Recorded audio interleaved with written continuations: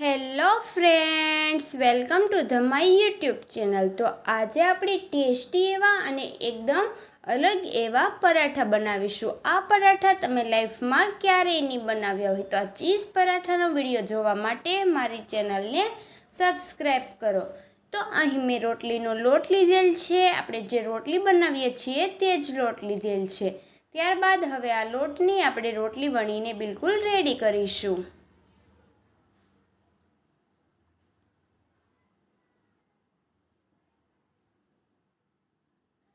તો હવે આપણી રોટલી છે તે વણાઈને બિલકુલથી રેડી થઈ ગઈ છે। તો તમે જોઈ શકો છો આ રીતની આપણી રોટલી બનાવીને રેડી કરીશું। ત્યારબાદ રોટલીનો જે ભાગ છે વચ્ચેનો ત્યાંથી આપણે ચીરો પાડીને રેડી કરીશું। તો આ રીતે કટ કર્યા બાદ હવે એક સાઈડમાં આપણે ટોમેટો કેચઅપ લગાવી દઈશું।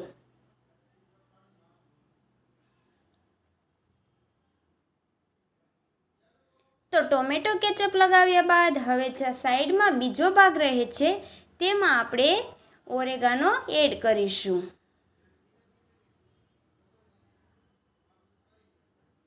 તો બંને સાઈડ વસ્તુ યુઝ કર્યા બાદ હવે આપણે જે ત્રીજો ભાગ છે તેમાં આપણે ચીલી ફ્લેક્સ ઉમેરી દઈશું। તો ઓરેગાનો, ચીલી ફ્લેક્સ અને ટોમેટો કેચઅપ ઉમેર્યા બાદ જે ચોથો ભાગ રહે છે તેમાં આપણે ચીઝ ઉમેરી દઈશું। તો તમે જોઈ શકો છો ટેસ્ટી એવી વસ્તુ ઉમેરીને આપણે રોટલીને રેડી કરી છે। તો હવે આપણે રોટલીને ફોલ્ડ કરી લઈશું। તો આ રીતે આપણે ચારે બાજુથી રોટલીને ફોલ્ડ કરીને તૈયાર કરીશું।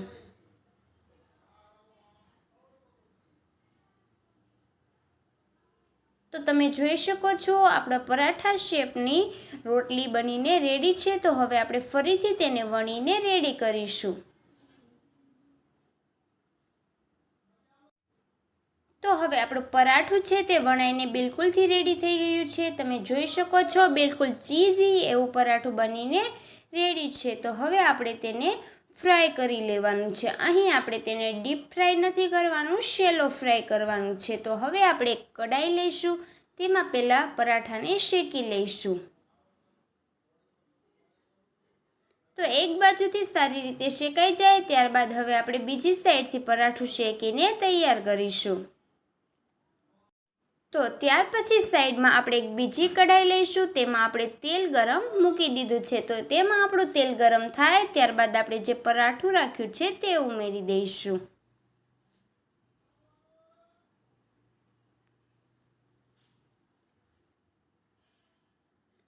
તો આ રીતે આપણે તેલ ગરમ મૂક્યું હતું। હવે પરાઠું એક બાજુથી સારી રીતે શેકાઈ ગયું છે। તો હવે બીજી બાજુ તેને સારી રીતે તેલમાં શેકી લઈશું। તો તમે જોઈ શકો છો આપણું પરાઠું છે તે બંને બાજુથી સરસ એવું શેકાઈને રેડી છે। તો હવે આપણું પરાઠા બિલકુલથી બનીને રેડી છે। તો ફ્રેન્ડ્સ, આ પરાઠાની રેસીપી બિલકુલ અલગ છે। તો આ રેસીપી તમે એકવાર ઘરે જરૂરથી ટ્રાય કરો અને બાળકોને નાસ્તા માટે મજા પડે તેવી રેસીપી છે।